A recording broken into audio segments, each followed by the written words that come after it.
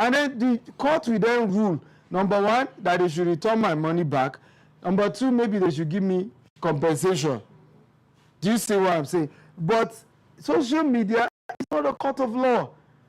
And I say to people, if you really genuinely feel people didn't treat you right in business, if you really, if not that it's fake news and you are just leveraging on sensation. I think you need his life. Right? Is it life? You should tell chance that should have even happened where people should have gotten money back, should have gotten compensation, didn't happen. You know why? Because they didn't even file it the way they should file it. Right? Which is that, hey, there's a civil case. I had a transaction with Mr. So-so-so. Right? He did not do what I expected, and here are my evidence, and the court will rule. Okay? But again, we live in a world where people are miserable. You are talking over 200 million people.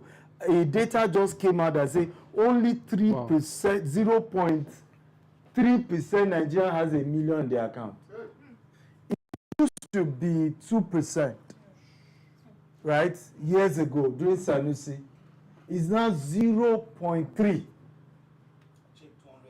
Right? So people can't understand why somebody will charge $18,000. Do you know there are people already say, you know, EFCC, go after the guy. For what? Right? I saw Punch newspaper also leveraging on the sensation. Right? So I wish Punch had mentioned my name. I would sue their life. Right? I wish they had mentioned my name in the article. I really wish Punch had done it. I will have sued them and it will have been war. Real war with Punch newspaper. And I dare them to try it. I dare them. Okay? So people, they too were leveraging on that sensationalism, right? And then put EFCC, whatever. EFCC has an official page now. Did you see them mention my name there? Right? I'm an international businessman. I don't live in Nigeria in the last 5 years. I only invest in Nigeria. In fact, I remember one of my mentors was still telling me recently, he said, I want to thank you for still not giving up on Nigeria. With your massive growth internationally, people still don't know in 17 years I have not declared profit in Nigerian business. 17 years. Meanwhile, Dubai business is making profit. You are about to make profit. In 17 years. Because it's about employing more people, giving back, trying to keep things running. Okay? But it's a vicious circle. And like I told you, if you then let them enjoy it, right, they now think that they can keep doing after you.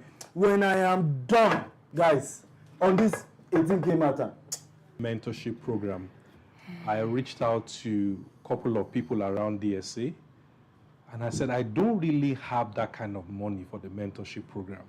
Can I please pay what I have? And honestly speaking, DSA was magnanimous enough to just allow me at that time. Do you understand? So what people really don't understand is DSA is a very simple person and does not put money on his head. Truly, if you're interested in the program and then you approach him, honestly speaking, the team and himself will be accommodating enough to bring you on board. So once more, please, can I please celebrate DSA? And so back to my story. After the masterclass course in Abuja around March last year, I then joined the mentorship program around April. And really, it was an eye-opener. It was explosive. I had a one-on-one meeting with DSA at Transcorp where he put me through on what I was supposed to do as far as my business was concerned. And then at some stage, an opportunity showed up. DSA had made some adverts that they needed land in Kaduna, Abuja, and some strategic locations.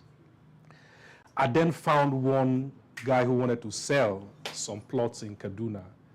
I remember reaching out to the office and saying to the office that this land is there for you guys to procure.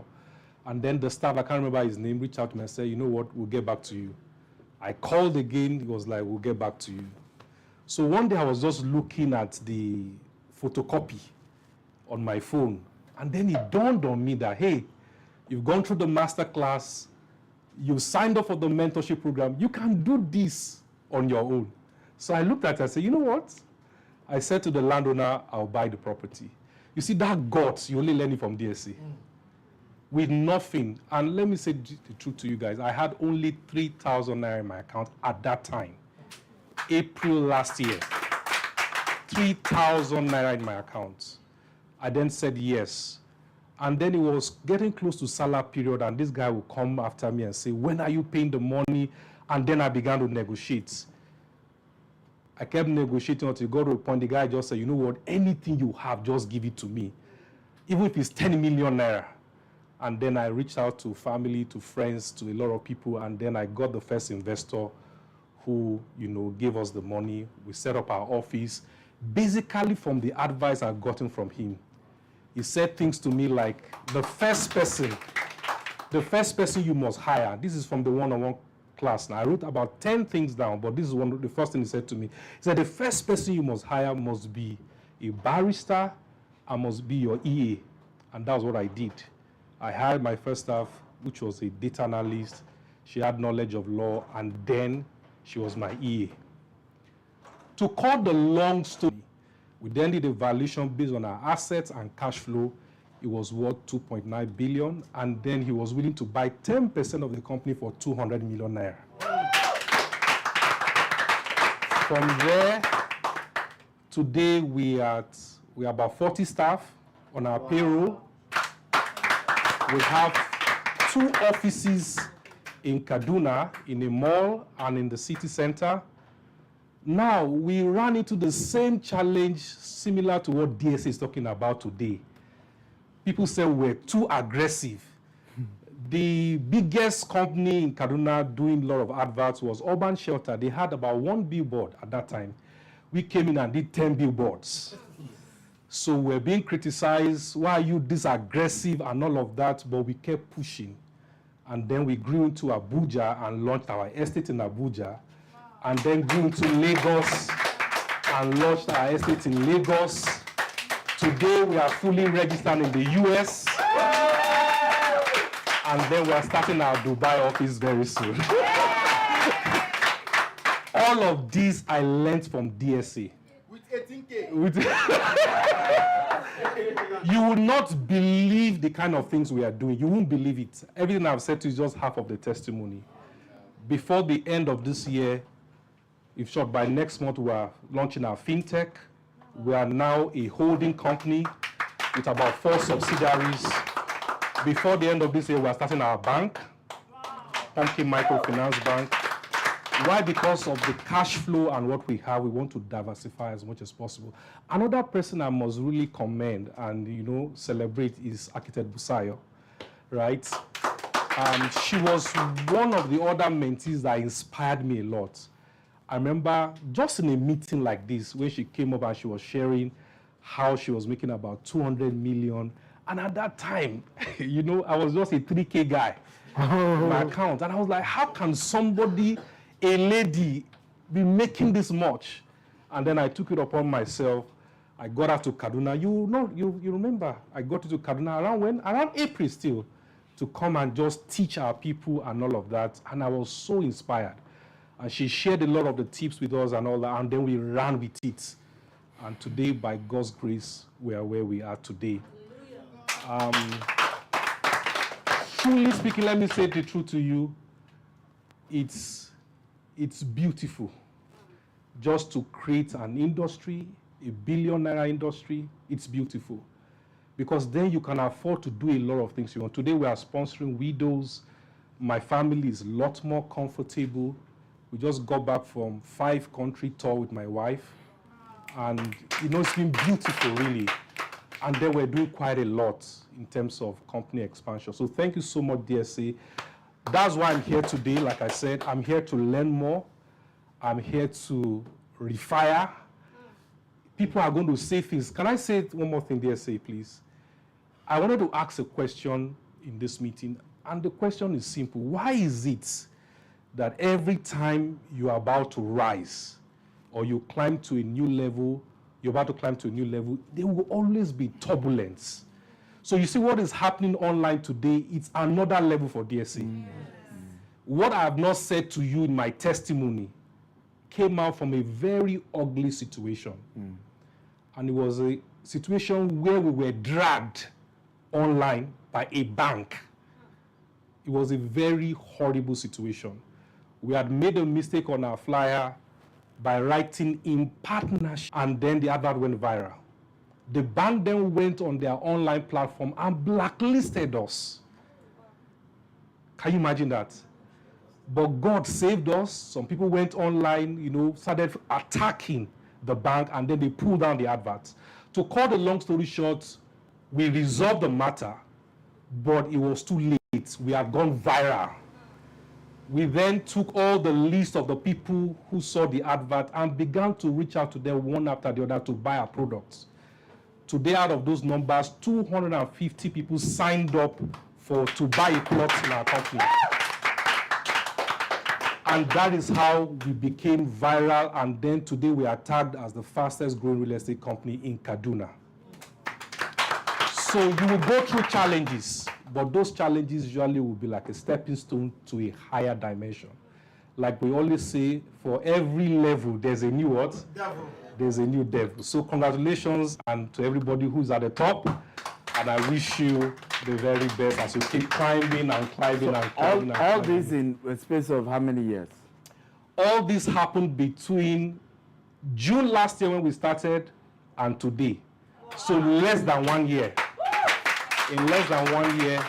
And the valuation is based on our project in Kaduna only, not Lagos, not Abuja. So I can't even tell you what we are valued at as of today. Every time I print the bank statement, I see the volume of transaction. I can't believe my eyes that we are doing this more. Today, I come to the office at times, 3 banks are queuing in the waiting room. First Bank, Zenith Bank, one other bank, queuing just to see me because they believe we have volume that can turn their branch around.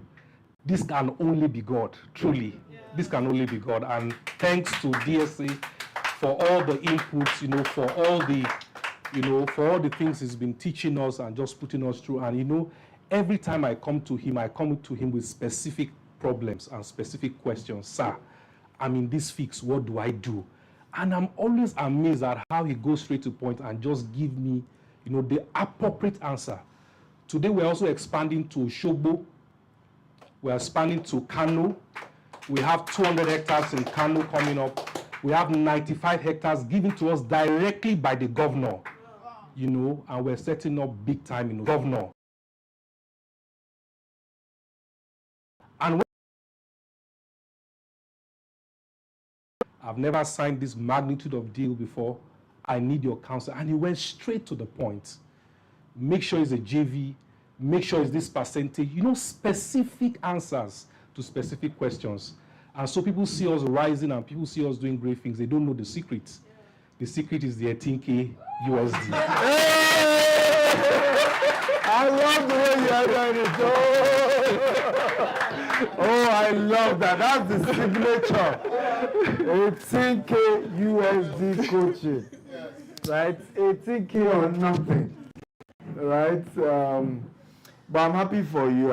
One of my biggest joy, and that's what people don't even know. It's never really about money, right? It's never really about money. Yes, but I want to talk a bit. I was telling, it wasn't about the money. This year alone, we offered the same coaching program to 40 people for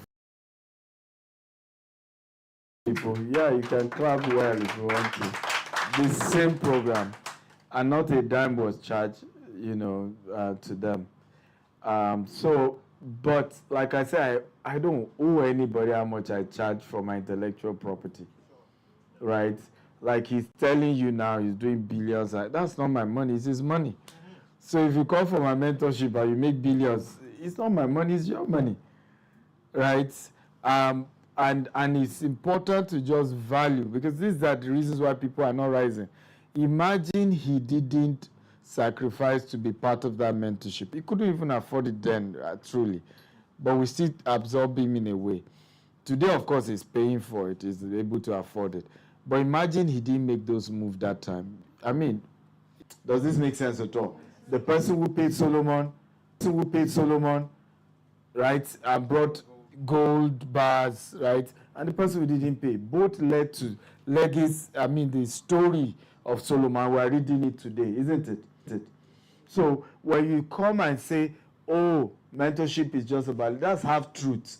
Whether you charge or you don't charge, mentorship will always be about legacy, because you still can't put a price, right, to the wisdom of the person involved. Does that make sense at all? Right? When this is Magna, yeah. So you still can't put a price to the wisdom of anybody that is helping you. You can't. You cannot. I've had some mentors who, can I place a price on the mentorship of Dr. Cosmos in my life today? You can't. This is not something you can put a price on. Even if somebody, now let's assume I didn't even charge $20,000. Let's assume I was charging $100,000. Is this still what this man is doing today? Right? Some of the conversation, like he's telling you, there are way multi-billion naira conversation he's discussing. You know, the governor is giving us this opportunity, this, big time. And he is quite lucky. I avoid government, right? He's lucky to have government, literal governors. So yeah, come and do real estate in our state. Come and do this. Come and do that. And adjust this. Be careful about this. You know, these are politicians. These are things you need to work on. These are things you need to avoid. You can't put a price to somebody helping you grow your business. You cannot put a price to it, right? And like some people have advised, even the 20,000 is too cheap. Absolutely too cheap. You know, because you can't put a price to it. Honestly, you can't. Some people also said, why was the advert done on Facebook?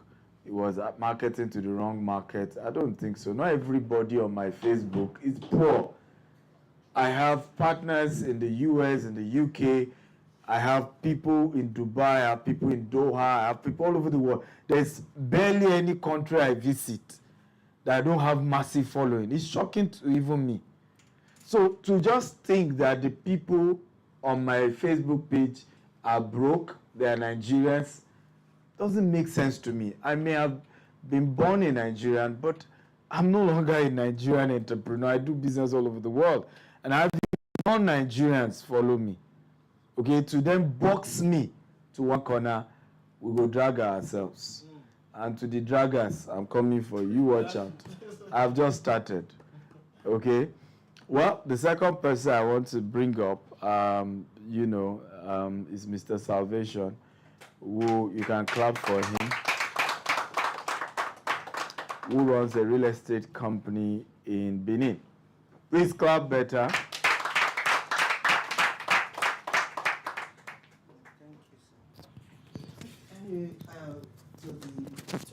To the 20K dollars, $18K people.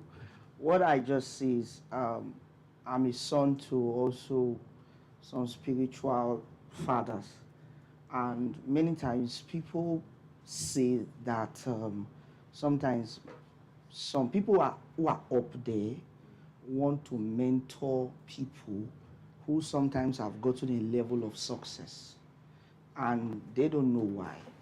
This is what I also discovered. The reason why some persons up there don't just want to mentor everybody down there sometimes is because, or for some certain class of mentorship, they want to see that, because the result you have gotten shows your level of comprehension. So when a man is just down there, if there are certain things you want to communicate, you want to say, know that if you are angry with it, so you are in primary one, and you are trying to be angry while they are setting some kind of question in university. What's your problem? Face your 1+1. I let people at the university level do their calculus and do that. Stop quarreling, grow into it. So one thing about Nigerians, since they can't face their government, they transfer aggression. So anyway, I've learned a lot. When I was coming into real estate, I was into transportation I had a transport company before, and I just knew I wanted to do real estate. There wasn't any mentorship. I haven't done real estate before. So I started researching who is doing real estate that I can see what they are doing. And what I realized, and whether we all like it or not, Dr. Stephen is one of the most open real estate big CEO in Nigeria. He's one of the few that is out there sharing the secrets. Most of them are quiet. They are just showing you their success. All you see is we bought this, we bought this, we bought this. So whether you like it or not, if anybody wants to start real estate in Nigeria today, if you really go online, the person who is always teaching, who is always telling you how, is Dr. Stephen Akintayo. He's Dr. Stephen, whether you like it or not. So if you go to Lagos, when there, I even thought when I was first hearing him online, I thought when I go to Lagos, he's the only one I will see. I was surprised when I entered the Lagos market.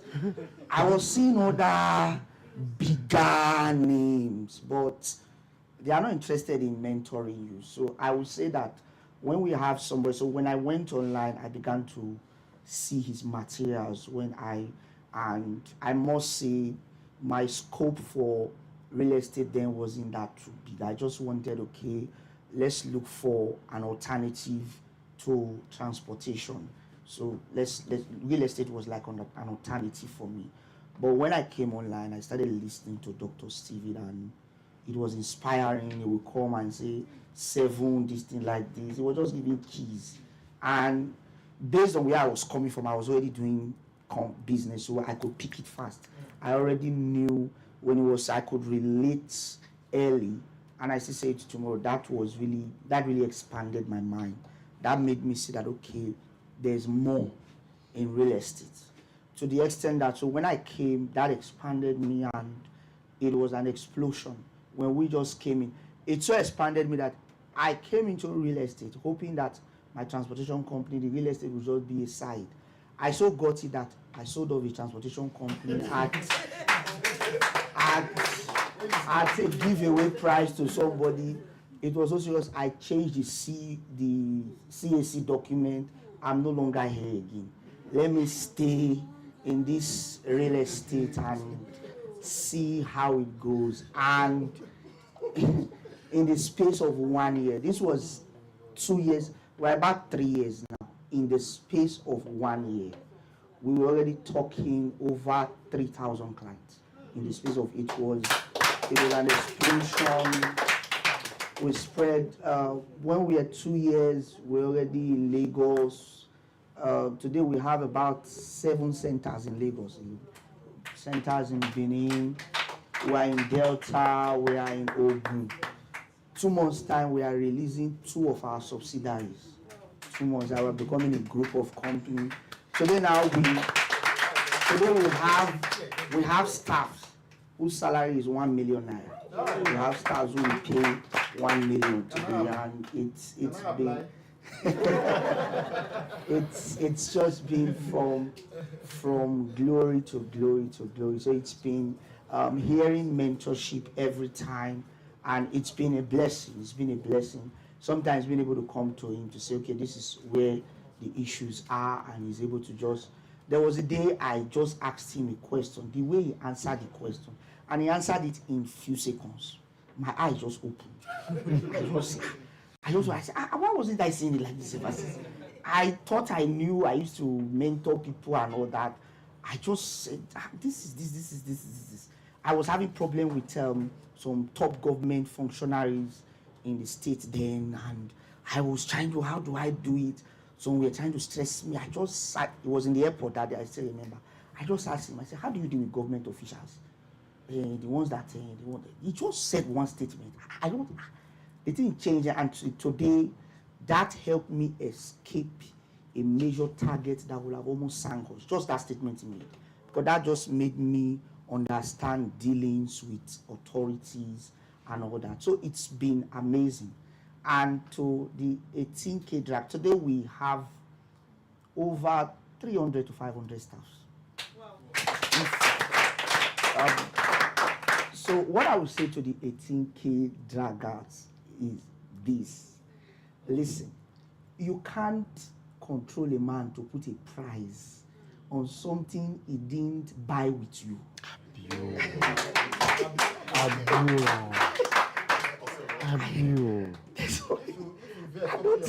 I don't understand. I can't put a price on something. I think the normal thing to do is walk away. You can't afford it. Walk away. Why are you pained that somebody else can afford it? So, if you can't afford it, walk away. There's a reason they sell Lamborghini. It's doing this US and China trade. It's now we are realizing that the things we buy very expensive in US. China is trying to do some mess on our mind to let us know that. But it's a price. Yeah. Lamborghini said this is our price because there is a particular people they are going for.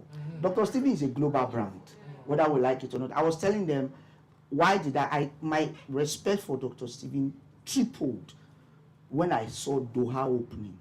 Why? I came to Doha last year. I tried to open an office. I tried to do some things. I saw the hostility that they gave to me. I now just saw Dr. Stephen just say, Doha opening office.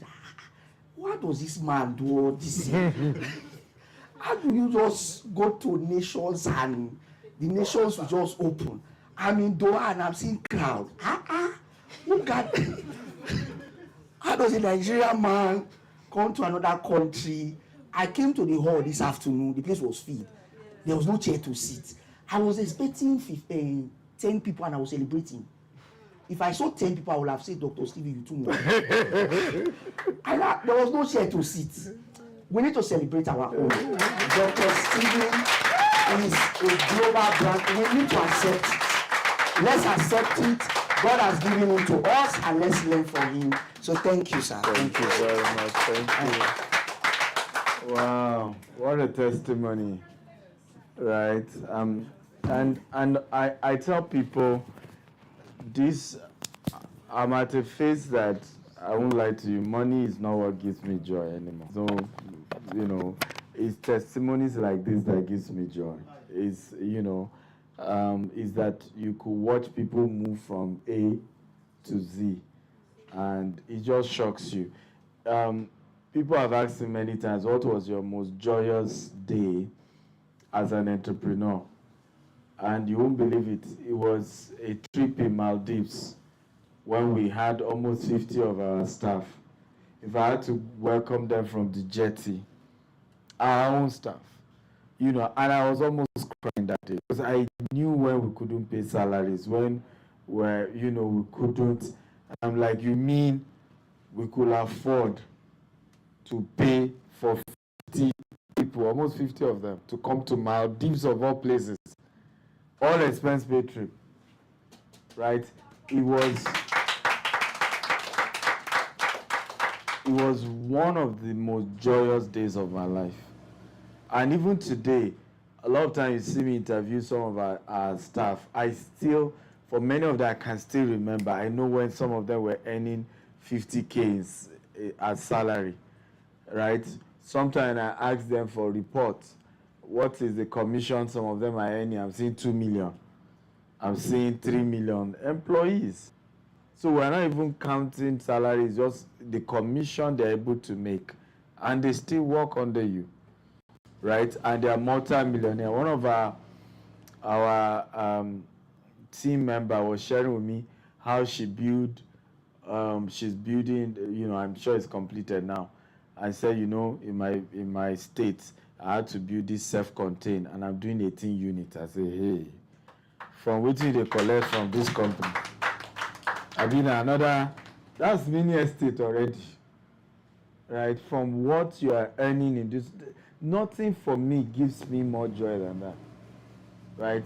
One of our, is the office assistant, Mr. Badijo, I remember one day they said, was it my wife that was telling me, the man needed to roof his house. I said, wait, not a middle level,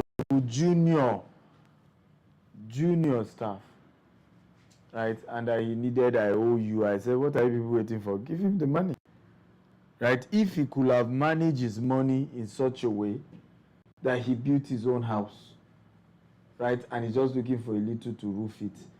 Those are what we are talking about. And that's what you as a business founder can be proud of. That's what you can say, hey, we have achieved something. So our testimony is not just with mentees, it's also with people who do those. I blame those who listen to them.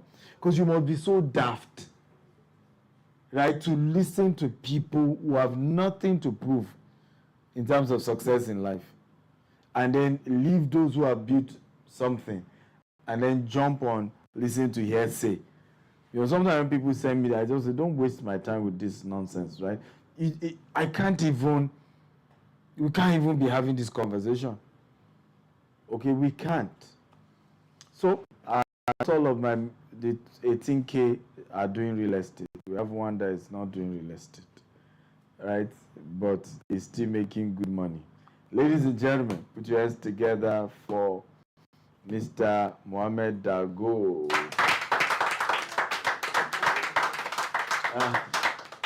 You be a 18K guy now, even though you will give you discount.